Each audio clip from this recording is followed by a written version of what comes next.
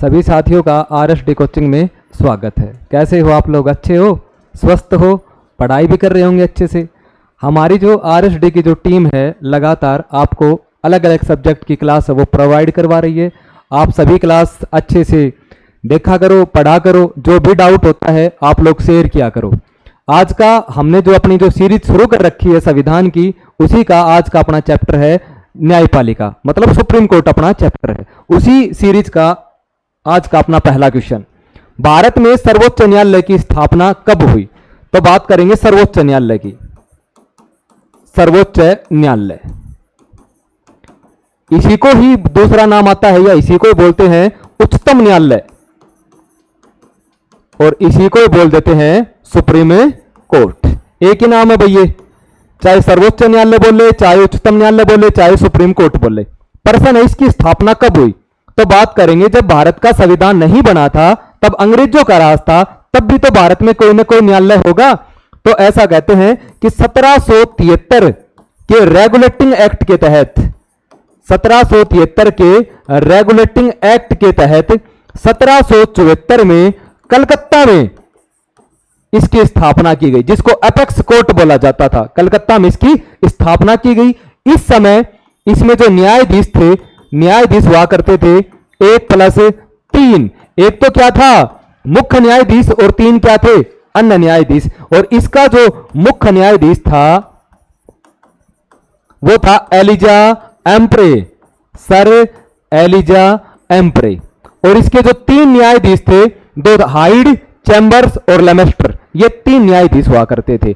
उसके बाद क्या हुआ, 1935 का अधिनियम आया, और 1935 के अधिनियम के तहत 1 अक्टूबर 1937 को दिल्ली में फेडरल कोर्ट की स्थापना की गई। भाई दिल्ली में संघीय न्यायालय, संघीय या इसी को बोल देते हैं फेडरल कोर्ट की स्थापना की गई।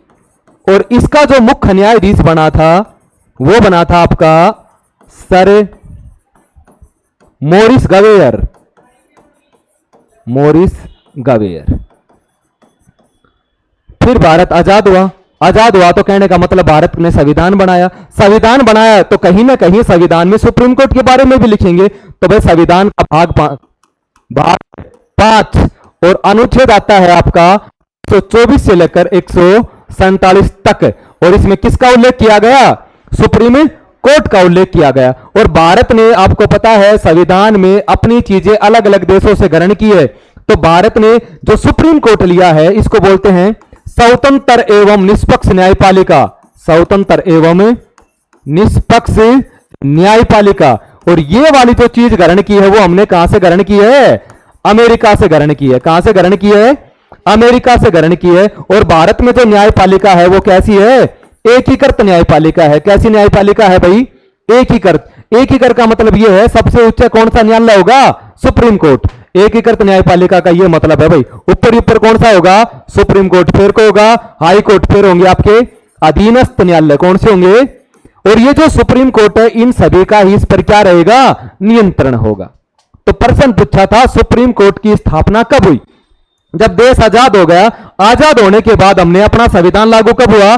26 जनवरी 1950। और 26 जनवरी 1950 के 2 दिन बाद 28 जनवरी 1950 को भारत में दिल्ली में किसकी स्थापना कर दी गई? सुप्रीम कोर्ट की स्थापना कर दी गई। और जिसका पहला मुख्य न्यायाधीश कौन बना? हीरालाल जे कानिया। तो भाई 30 जनवरी नहीं, 15 जनवरी, 26 जनवरी, 25 जनवरी। तो इसका क्या ऑप्शन में क्या आएगा? 28 जनवरी। क्या आएगा भाई? 28 जनवरी 1950 को किसकी स्थापना की गई? सुप्रीम कोर्ट की स्थापना कहां की गई? दिल्ली में। और पहला मुख्य न्यायाधीश कौन बना? हीरालाल जे कानिया। यह सुप्रीम कोर्ट के बारे में है। सुप्रीम कोर्ट को ही सर्वोच्च न्यायालय बोलते हैं, उच्चतम न्यायालय बोलते हैं। भारत में सबसे पहले इसकी स्थापना 1773 के रेगुलेटिंग एक्ट के तहत 1774 में कहां पर की गई? कलकत्ता में की गई। इस समय इसके 1+3 न्यायाधीश थे। एक था मुख्य न्यायाधीश, और मुख्य न्यायाधीश का नाम क्या है? एलिजा एम्प्रे। और 3 अन्य न्यायाधीश थे, हाइड था, चैम्बर्स था, लेमेस्टर था। उसके बाद 1935 के अधिनियम के तहत 1 अक्टूबर 1937 को दिल्ली में संघीय या फेडरल न्यायालय की स्थापना की गई। और इसका मुख्य न्यायाधीश बना सर मॉरिस गवेयर। लेकिन इस समय एक प्रावधान था, अगर कोई भी व्यक्ति इन न्यायालयों से खुश नहीं है तो वह लंदन के प्रीवी काउंसिल में अपील कर सकता है, क्योंकि हम गुलाम थे अंग्रेजों के, और अंग्रेजों का जो न्यायालय हुआ करता था वो था लंदन में। उसके बाद जब संविधान लिखा तो हमने संविधान लिखा तो संविधान का भाग 5 और अनुच्छेद 124 से लेकर 147 तक किसका उल्लेख करते हैं? न्यायपालिका यानी सुप्रीम कोर्ट लिखा। और हमने जो स्वतंत्र एवं निष्पक्ष जो न्यायपालिका ग्रहण की है वो कहां से ग्रहण की है? अमेरिका से ग्रहण की है। और हमने जो न्यायपालिका अपनाई है वो न्यायपालिका है एकीकृत। कैसी है? और एकीकृत का मतलब यह है सबसे ऊंचा कौन सा होगा? सुप्रीम कोर्ट, फिर क्या होगा? हाई कोर्ट, और उसके नीचे क्या आते हैं? अधीनस्थ न्यायालय। मतलब सबसे ऊंचा सुप्रीम कोर्ट है, इसी के निर्णय और इसी के सारे जो डिसीजन है वो सभी न्यायालयों पर क्या होते हैं? लागू होते हैं। और जब भारत आजाद हो गया और तो हमारा संविधान लागू हुआ 26 जनवरी 1950, और तो ठीक उसके 2 दिन बाद 28 जनवरी 1950 को दिल्ली में किसकी स्थापना कर दी गई? सुप्रीम कोर्ट की स्थापना कर दी गई। और इसका जो पहला मुख्य न्यायाधीश बनेगा वो कौन बनेगा? हीरालाल जे कानिया। हीरालाल जे कानिया इसका मुख्य न्यायाधीश बना। तो भाई इसका सही आंसर क्या है? 28 जनवरी 1950। नेक्स्ट क्वेश्चन देखो भाई अपना, उच्च न्यायालय के न्यायाधीशों की सेवानिवृत्ति की आयु क्या है? हाँ भाई, रिटायरमेंट आयु पूछा है। अच्छा, पर्सन है उच्च न्यायालय। उच्च न्यायालय मतलब आपका हाई कोर्ट। हाई कोर्ट इसको बोलते हैं उच्च न्यायालय। और उच्च न्यायालय का उल्लेख मिलता है संविधान के भाग 6 में मिलता है, क्योंकि राज्य सरकार का किसमें है? भाग 6 में। तो न्यायपालिका भी किसमें मिलेगी? भाग 6 में मिलेगी। बताओ 56, 65, 62, 60 कार्यकाल, कहने का मतलब सेवानिवृत्ति, रिटायरमेंट की आयु पूछी है। तो सबसे पहले बात करते हैं हम उच्च न्यायालय की। उच्च न्यायालय की जो सेवानिवृत्ति की आयु है वो कितनी है? 62 वर्ष। कोई भी न्यायाधीश अपने पद पर कितने समय तक रह सकता है? 62 वर्ष तक रह सकता है किसी भी राज्य के उच्च न्यायालय में। पहले यह आयु हुआ करती थी 60 वर्ष। पहले कितनी थी? 60 वर्ष। वर्तमान में कितनी है? 62 वर्ष। साथ साथ सुप्रीम कोर्ट भी बता देते हैं। जो आपका सुप्रीम कोर्ट है, सुप्रीम कोर्ट, और सुप्रीम कोर्ट में न्यायाधीशों की जो सेवानिवृत्ति आयु है वो है आपकी 65 वर्ष। कितनी है भाई? 65 वर्ष, या 6 वर्ष की आयु तक। 6 वर्ष की आयु तक। इसका मतलब यह है कोई भी न्यायाधीश अपने पद पर 65 वर्ष या 6 वर्ष की आयु तक रह सकता है। इसका मतलब यह है, सपोज करो मैं हूं, अगर मैं न्यायाधीश बनता हूं, अगर मैं 61 साल का उम्र में न्यायाधीश बना तो मेरी कार्यकाल कितना होगा? 65 साल, क्योंकि 61 और 4 65। अगर मैं 55 साल का बनता हूं तो पूरा कितना का होगा? 6 वर्ष का। कहने का मतलब यह है चाहे 6 वर्ष पहले हो या चाहे 65 वर्ष की आयु पहले हो, जो भी पहले होगा वही उसका क्या होगा? कार्यकाल होगा। हाईकोर्ट पूछा है तो हाईकोर्ट में कितनी है? 62। पहले कितनी थी? 60। सुप्रीम कोर्ट में कितनी है? 65 या 6 वर्ष की आयु तक। तो भाई इसका सही आंसर ऑप्शन सी 62 वर्ष। निम्नलिखित में से कौन तेलंगाना की पहली महिला मुख्य न्यायाधीश है? मतलब तेलंगाना, तो पर्सन आएगा भाई तेलंगाना। तेलंगाना क्या है? राज्य है। तेलंगाना राज्य का गठन कब हुआ? हाँ भाई 2 जून 2014 को। तेलंगाना किससे अलग होकर बना? यह है आंध्र प्रदेश। आंध्र प्रदेश से अलग होकर बना। आंध्र प्रदेश से अलग हुआ। तेलंगाना की राजधानी क्या है? हैदराबाद। क्या है भाई? हैदराबाद है इसकी राजधानी। तेलंगाना की राजधानी आपकी हैदराबाद है। प्रश्न पूछा है तेलंगाना की पहली महिला मुख्य न्यायाधीश कौन बनी? रुमापाल, हिमा कोहली, जेके महेश्वरी, आर भानुमति। ये सारे के सारे ऑप्शन है, ये सारे के सारे न्यायाधीश हैं। ये सारे के सारे कौन है? कोई सुप्रीम कोर्ट का है, कोई किसी राज्य का हाई कोर्ट का है। तो बात करते हैं तेलंगाना की। जो तेलंगाना की बनती है वो बनती है हिमा कोहली। कौन बनती है भाई? हिमा कोहली। ये जनवरी 2021 में बनती है और अगस्त 2021 तक रहती है। और तेलंगाना राज्य की पहली महिला क्या बनती है? मुख्य न्यायाधीश। तेलंगाना का गठन कब होता है? 2014 में। न्यायाधीश तो बनी है महिलाएं, परंतु मुख्य न्यायाधीश कोई नहीं बनी थी। और पहली मुख्य न्यायाधीश कौन बनी है? हिमा कोहली बनी है। हम बात करते हैं आर भानुमति। ये सुप्रीम कोर्ट की है भाई। कहां की है? सुप्रीम कोर्ट की। पहले मद्रास आई, पहले तो बनी है जिला न्यायाधीश बनी। उसके बाद 2003 से लेकर 2013 तक ये बनी मद्रास हाई कोर्ट में न्यायाधीश। फिर भाई 2013 से लेकर 2014 तक ये झारखंड की मुख्य न्यायाधीश बनी। झारखंड हाईकोर्ट की क्या बनी? मुख्य न्यायाधीश बनी। और 2014 से लेकर 2020 तक ये सुप्रीम कोर्ट की न्यायाधीश है। ठीक है भाई। आर भानुमति महिला है, सुप्रीम कोर्ट की जज है। जेके महेश्वरी ये भी सुप्रीम कोर्ट के न्यायाधीश हैं। रूमा पाल ये भी सुप्रीम कोर्ट की क्या है, न्यायाधीश है। तो पर्सन था तेलंगाना की, तो तेलंगाना की हिमा कोहली है। कौन है भाई, हिमा कोहली है। भारतीय संविधान के अनुसार बगैर बगैर मतलब किसके बिना सर्वोच्च न्यायालय के न्यायाधीश को पद से हटाया नहीं जा सकता। एक बात बताओ, प्रश्न ये पूछा है, क्या सर्वोच्च न्यायालय के न्यायाधीशों को पद से हटा सकते हैं? हटा सकते हैं। तो किसके बिना नहीं हटा सकते? राष्ट्रपति, प्रधानमंत्री, महान्यायवादी, उपराष्ट्रपति। आपको याद होगा तो मैंने आपको एक आर्टिकल पढ़ाया था, आर्टिकल 77। भारत सरकार के समस्त कार्य किसके नाम से किए जाएंगे? राष्ट्रपति के नाम से किए जाएंगे। भारत का संवैधानिक प्रमुख कौन है? राष्ट्रपति है। तो देखो भाई, हटाने की बात करता है तो प्रधानमंत्री ये तो लोकसभा में बहुमत दल का नेता है, महान्यायवादी ये भारत का विधि अधिकारी है, उपराष्ट्रपति ये राज्यसभा का पदेन सभापति होता है। तो बचा कौन है? राष्ट्रपति। अच्छा, इनको हटाएंगे कैसे? इनको जो हटाने का जो प्रावधान है, हटाने का प्रावधान देखो क्या है, मैं समझा देता हूं। इनको जो हटाने का प्रावधान है वो संसद में होगा। कहां पर आएगा? संसद। और संसद के कितने सदन है? 2। एक तो आपका लोकसभा और एक क्या है? राज्यसभा। अगर सुप्रीम कोर्ट और हाई कोर्ट के किसी भी न्यायाधीश या मुख्य न्यायाधीश को हटाना है तो उनका आप किसी भी सदन में प्रस्ताव ला सकते हो। अगर लोकसभा ले क्या रहा है तो लोकसभा के कम से कम कितने सदस्य चाहिए? 100 सदस्य। अगर राज्यसभा ले क्या आएगा तो कितने सदस्य चाहिए? 50 सदस्य। ठीक है भाई। लोकसभा ये जो 100 सदस्य हैं ये प्रस्ताव लेके आएंगे कि भाई हम इस न्यायाधीश के खिलाफ इनको हटाना चाहते हैं, ये हमारा प्रस्ताव है। तो लोकसभा का हेड कौन है? अध्यक्ष। यह प्रस्ताव किसको देंगे? अध्यक्ष को देंगे। लोकसभा अध्यक्ष को देंगे। अगर राज्यसभा ले क्या रहे हैं तो राज्यसभा का कौन है? सभापति। यह किसको देंगे? सभापति को देंगे। ठीक है भाई, इनका काम खत्म हो गया। अध्यक्ष और सभापति के पास इतनी पावर है कि यह इस प्रस्ताव को स्वीकार भी कर सकते हैं और अस्वीकार भी कर सकते हैं। अगर स्वीकार कर लिया भाई, अध्यक्ष ये लोकसभा ले क्या है तो अध्यक्ष और राज्यसभा ले क्या है तो सभापति, अगर इन्होंने स्वीकार कर लिया तो यह इसकी जांच करने के लिए 3 सदस्यीय समिति का गठन करेंगे। 3 सदस्यीय समिति का गठन करेंगे। और इसमें देखो 3 सदस्य कौन कौन से होंगे? एक तो होगा सुप्रीम कोर्ट का मुख्य न्यायाधीश। सुप्रीम कोर्ट का अगर मुख्य न्यायाधीश है तो कौन होगा? न्यायाधीश। अच्छा, दूसरा होगा भारत के 25 हाईकोर्ट हैं, किसी भी हाईकोर्ट का मुख्य न्यायाधीश।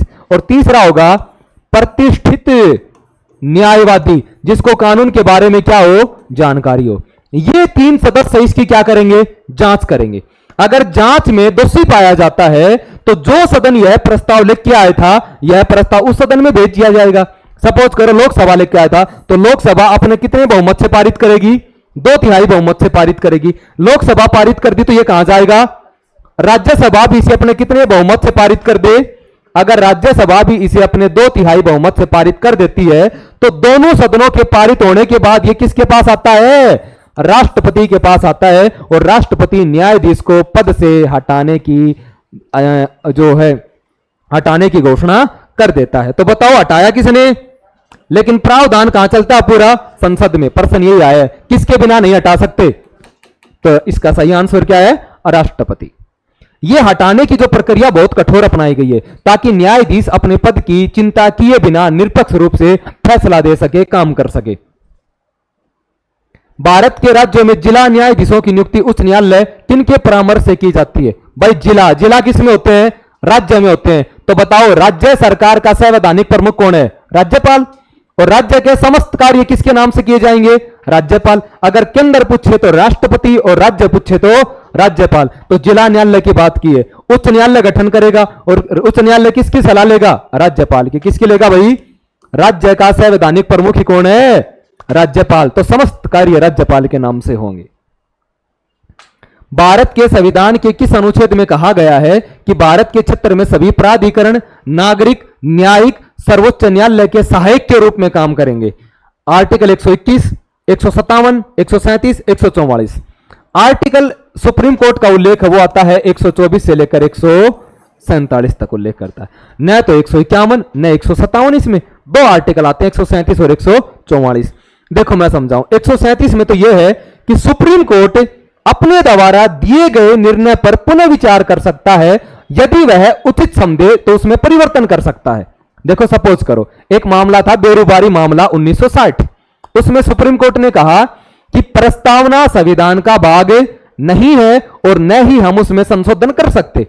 केशवानंद भारती बनाम करना केरल राज्यवाद 1973 ये केस आया, उसमें सुप्रीम कोर्ट ने अपने ही फैसले पर पुनः विचार किया और उसमें कहा प्रस्तावना संविधान का भाग है और उसमें हम क्या कर सकते हैं, संशोधन कर सकते हैं। तो आर्टिकल 137 में यह बात कही गई है कि सुप्रीम कोर्ट अपने द्वारा दिए गए निर्णय पर पुनः विचार कर सकती है और उचित समझे तो क्या कर सकती है, परिवर्तन कर सकती है।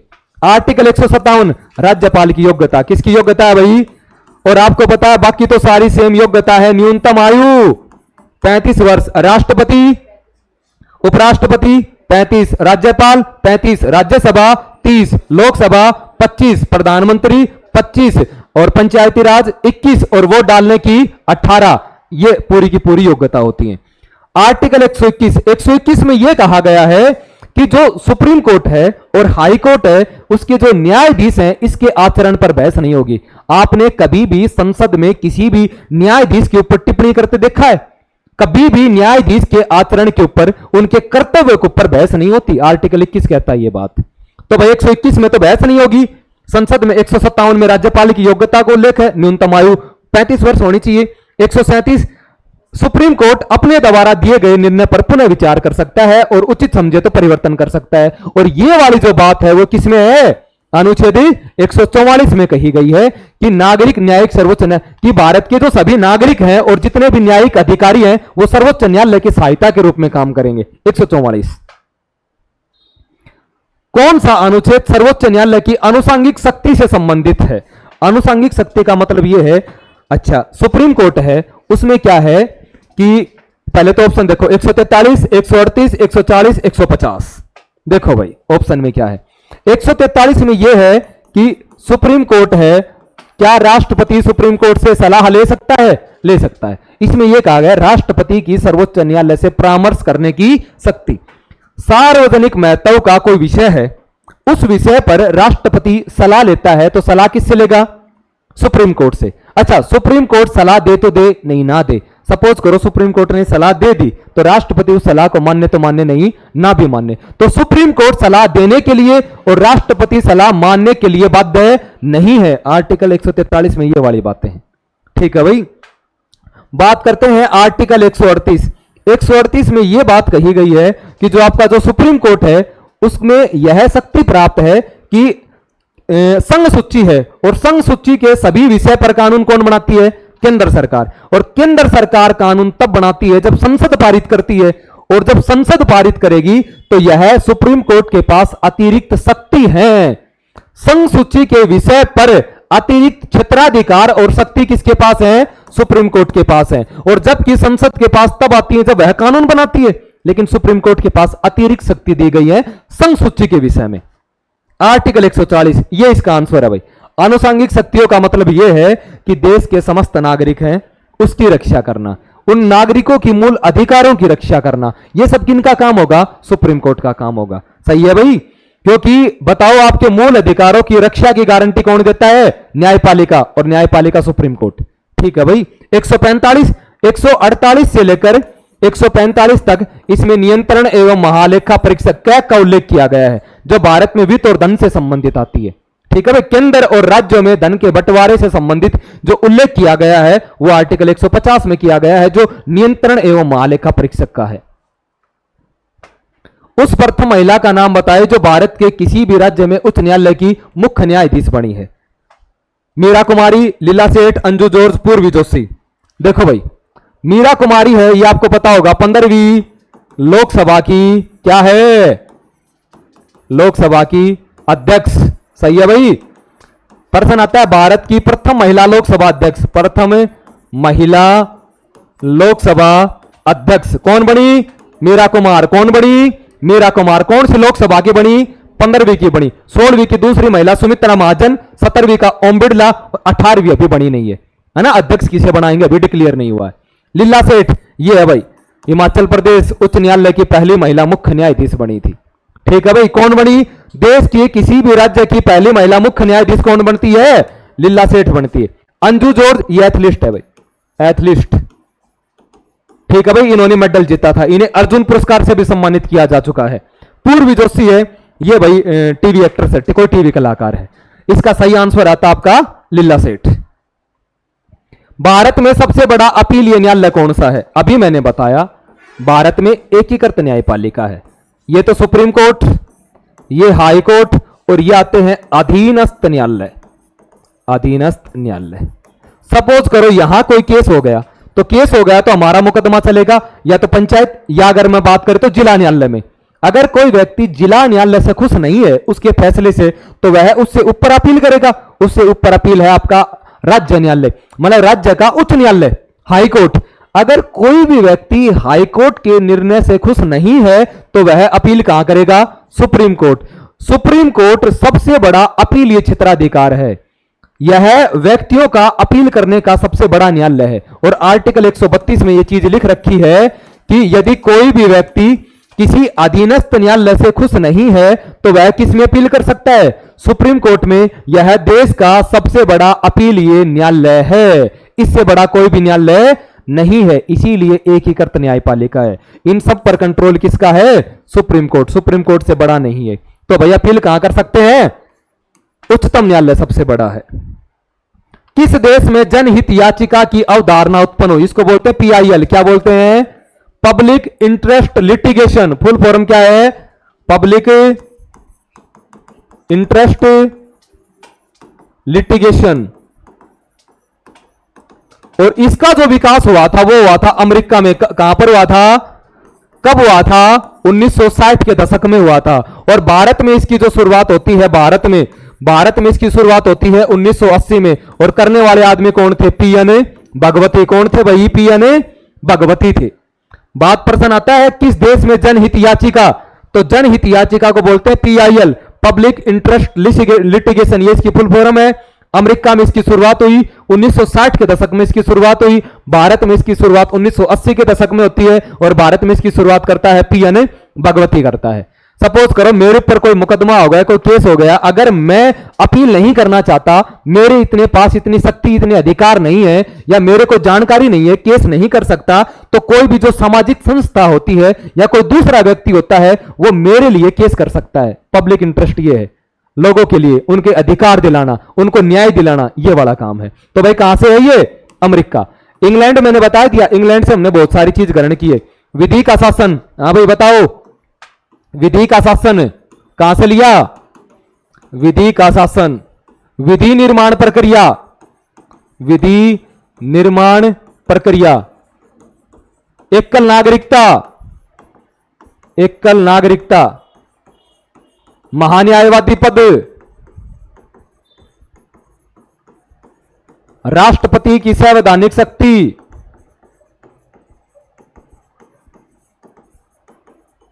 संसदीय शासन प्रणाली,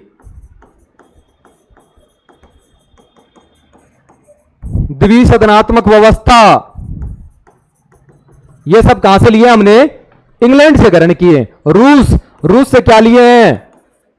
मूल कर्तव्य। और क्या लिया है? न्याय। और न्याय कितने हैं? 3, सामाजिक, आर्थिक, राजनीतिक। मूल कर्तव्य मूल संविधान में नहीं थे। कब जोड़े? कोई चीज जुड़ेगी तो कब जुड़ेगी?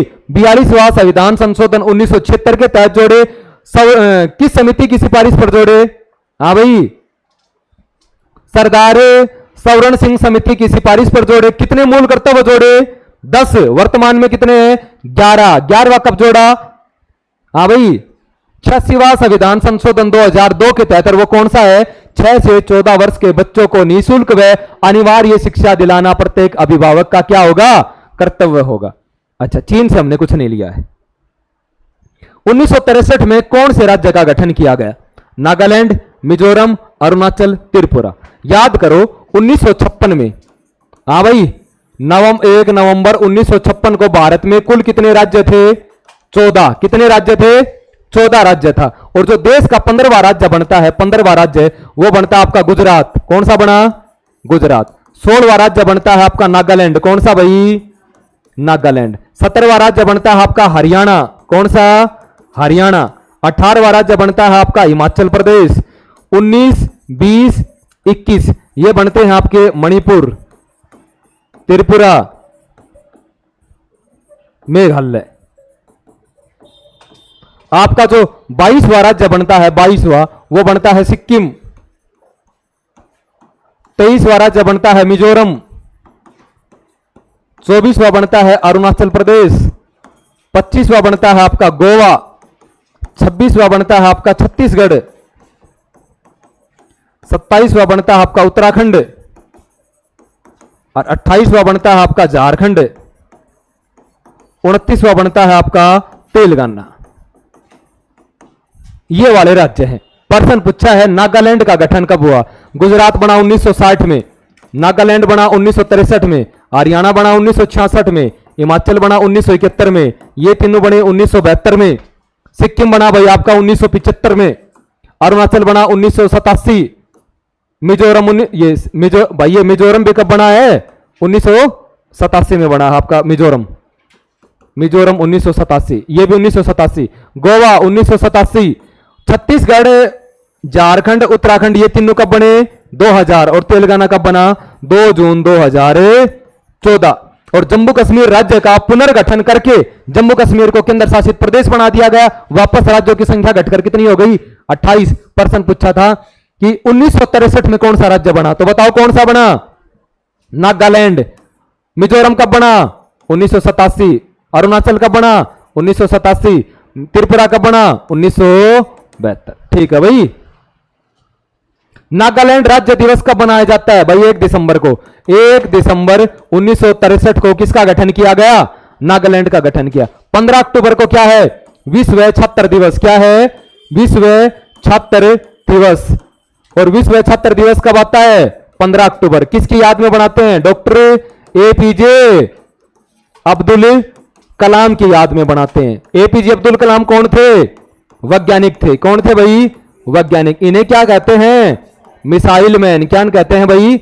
Missile man. इनकी किताब आत्मकथा क्या है? Wings of fire. कौन सी है? अग्नि की उड़ान, विंग्स ऑफ फायर। ये भारत के क्या बने? राष्ट्रपति बने। और भारत के अच्छा गैर राजनीतिक राष्ट्रपति बने। भारत के पहले वैज्ञानिक राष्ट्रपति बने। और 1997 में इन्हें क्या दिया गया? भारत रत्न दिया गया। और इन्हीं के नेतृत्व में भारत ने कब? 1998 में 11 मई और 13 मई को दूसरा परमाणु परीक्षण किया। कहां पर किया? पोखरण में किया। ठीक है भाई। ये 15 अक्टूबर संबंधित है। विश्व छात्र दिवस एपीजे अब्दुल कलाम। 23 मार्च शहीद दिवस। कौन सा दिवस मनाते हैं? शहीद दिवस। बताओ किसकी याद में? भगत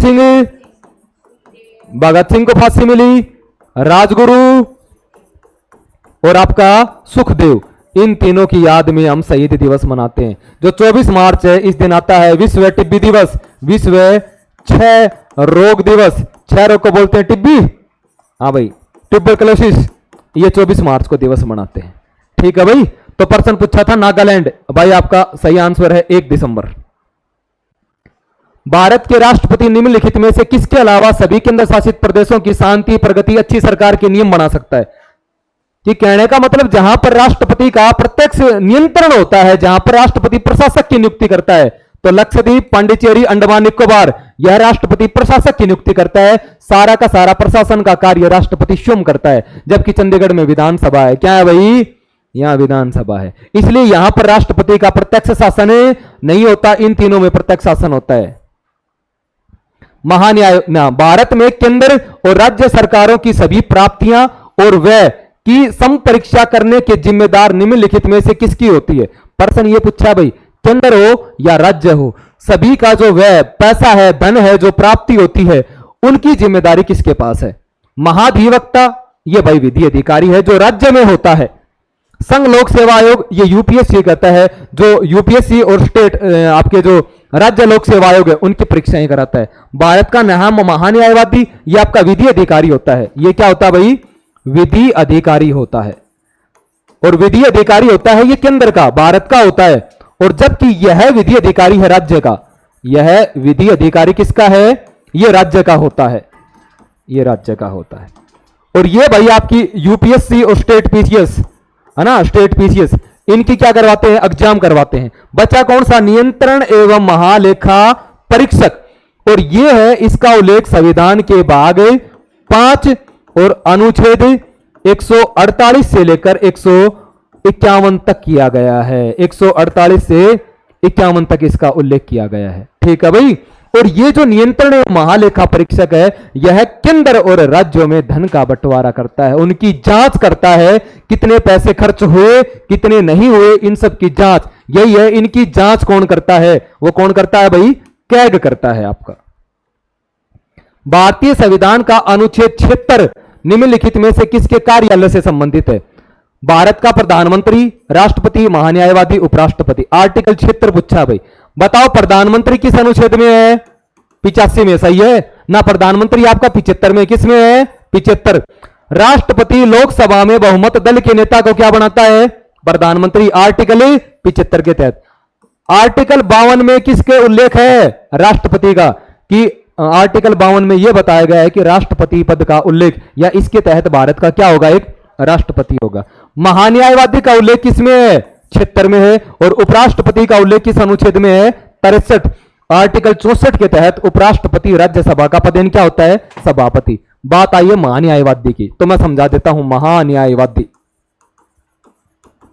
जो महान्यायवादी है, सबसे पहले बात, यह हमने पद कहां से ग्रहण किया? इंग्लैंड से ग्रहण किया। ठीक है। इसका जो उल्लेख है वो किस अनुच्छेद में है? उल्लेख है इसका अनुच्छेद 76 में किया गया है। क्या है ये, मतलब इसको क्या बोलते हैं? मैं उपनाम की बात करूं तो भारत का सर्वोच्च विधि अधिकारी, सर्वोच्च विधि अधिकारी। भारत का क्या है? कानूनी सलाहकार। क्या है भाई? कानूनी सलाहकार है। भारत सरकार का क्या है? ये वकील। भारत सरकार का क्या है? सपोज करो भारत सरकार के पास बहुत सारे केस होते हैं, है ना, सरकार के खिलाफ लोग बहुत सारे केस करते हैं। उन केस करेंगे तो क्या राष्ट्रपति और प्रधानमंत्री न्यायालय में जाएंगे? उन केस की जो पैरवी करता है, जो भारत सरकार का जो प्रतिनिधित्व करता है, वो कौन करता है? महान्यायवादी कहते हैं। जैसे जिस प्रकार हमारे कोई केस हो जाता है तो हम कानून की सहायता लेने के लिए एक वकील करते हैं और वकील हमारे केस की पैरवी करता है, उसी प्रकार भारत सर की केस, भारत संघ है या भारत सरकार है, उसके केसों की जो जांच है, उनकी पैरवी है, उनका प्रतिनिधित्व है, वो कौन करता है? महान्यायवादी करता है। उल्लेख किसमें है? 76 में। कैसा अधिकारी है? कानूनी अधिकार। कहां से लिया? इंग्लैंड से लिया। अच्छा, महान्यायवादी, भारत का पहला महान्यायवादी बनता है अम.सी. सित्तलवाड़। कौन बना भाई? अम.सी. सित्तलवाड़ भारत का पहला महान्यायवादी बनता है। वर्तमान में है आर वेंकटरमणी। कौन है भाई? आर वेंकटरमणी। महान्यायवादी ऐसा अधिकारी है जो संसद के किसी भी सदन की बैठक में भाग ले सकता है, संसद का सदस्य नहीं है। अच्छा, अगर मैं बात करूं तो नियुक्ति कौन करेगा? राष्ट्रपति। हटाएगा किसकी सलाह से? प्रधानमंत्री की सलाह से। शपथ भी कौन दिलाएगा? राष्ट्रपति। और त्यागपत्र भी ये किसको देगा? राष्ट्रपति को।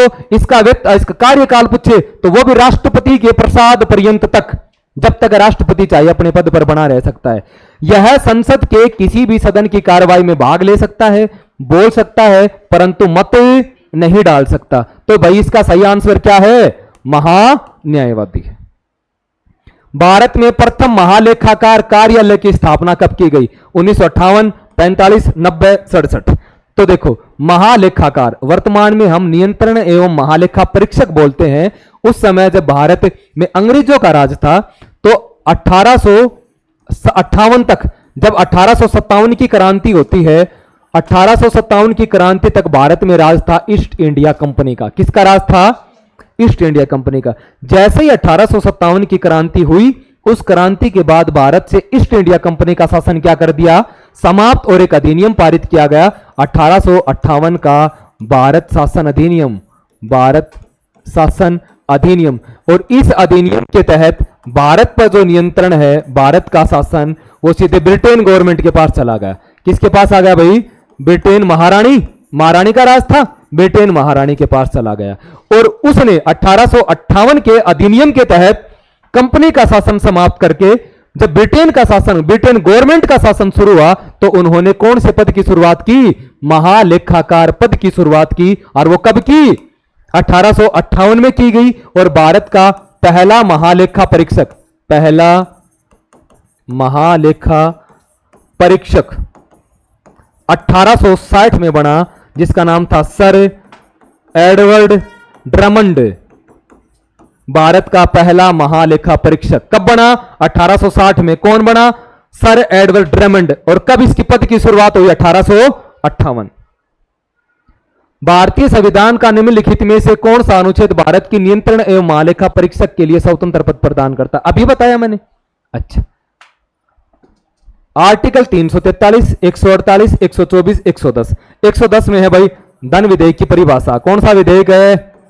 धन विधेयक की परिभाषा। इसकी परिभाषा दी गई है वित्त विधेयक यानी धन विधेयक, समझ जाओगे। 124 में है सुप्रीम कोर्ट का गठन। सुप्रीम कोर्ट के गठन का उल्लेख किया गया है 124 में, 124 147 तक। 343 में है राजभाषा। क्या है?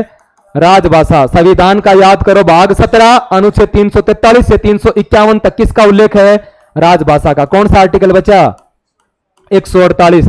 और नियंत्रण या नियंत्रक एवं महालेखा परीक्षक, महालेखा परीक्षक जिसको कैग बोलते हैं, इसका उल्लेख संविधान के भाग 5 और भाई अनुच्छेद 148 से 151 तक किया गया। प्रश्न पूछा है इस पद का उल्लेख किसमें है? तो किसमें है? 148 में है। कौन सा अधिकारी सदस्य न होते हुए भी संसद की कार्यवाही में भाग लेने का अधिकार रखता? अभी बताया। महान्यायवादी संसद के किसी भी सदन का सदस्य है, फिर भी उसकी कार्यवाही में क्या ले सकता है? भाग ले सकता है, बोल सकता है, परंतु मत नहीं डाल सकता। इसमें पूछा भाग ले सकता है, तो बताओ भाई कौन लेगा? उपराष्ट्रपति तो राज्यसभा का सभापति है। नियंत्रण महालेखा, ये तो भाई धन से संबंधित है, कितना धन गया है, कितना खर्च हुआ है, क्या किया है। चुनाव आयुक्त, ये तो चुनाव आयुक्त होता है, चुनाव करवाने का काम। बचा कौन? भारत का अटॉर्नी जनरल। अटॉर्नी जनरल क्या है? महान्यायवादी। महान्यायवादी को अंग्रेजी में क्या कहते हैं? अटॉर्नी जनरल कहते हैं भाई। कौन सा भारत का सबसे पुराना उच्च न्यायालय है? तो बात करेंगे हाईकोर्ट की। किसकी भाई? हाईकोर्ट की। और हाईकोर्ट कितनी है भारत में? 25 हाईकोर्ट हैं। और जो सबसे नवीनतम हाईकोर्ट है, नवीनतम हाईकोर्ट, ये आपका अमरावती है। कौन सा है भाई? अमरावती। 1 जनवरी 2019 को। और कौन किस राज्य का है? आंध्र प्रदेश का है। बात प्रश्न पूछेंगे सबसे पुराना इलाहाबाद 1866। कब बना? तेलंगाना, ये भाई हैदराबाद वाला ही है। कहने का मतलब जो आंध्र प्रदेश का अलग हुआ था 1958 में। कलकत्ता 1862। और आंध्र प्रदेश का कब बना? 2019। बताओ सबसे पुराना कौन सा है? कलकत्ता। कलकत्ता के बाद बंबई और आपका मद्रास आता है। सर्वोच्च न्यायालय की सहायक शक्तियों के का प्रावधान निम्नलिखित में से कौन कर सकता है? सर्वोच्च न्यायालय की शक्ति यानी सर्वोच्च न्यायालय का गठन कौन करेगा? हाँ भाई, संसद करेगी। और सर्वोच्च न्यायालय की जो शक्ति है उसको भी कौन बढ़ाती है? संसद बढ़ाती है। तो भारत का विधि आयोग नहीं, राष्ट्रपति नहीं, न्याय मंत्री नहीं, तो कौन करेगी? संसद। सुप्रीम कोर्ट से संबंधित सभी कानून, सभी शक्तियां कौन करता है? संसद करता है। ये भाई पूरे के पूरे 20 क्वेश्चन थे जो आपके न्यायपालिका सुप्रीम कोर्ट से संबंधित प्रश्न है। आप लोग इनको अच्छे से रिवीजन कर लेना। Thank you.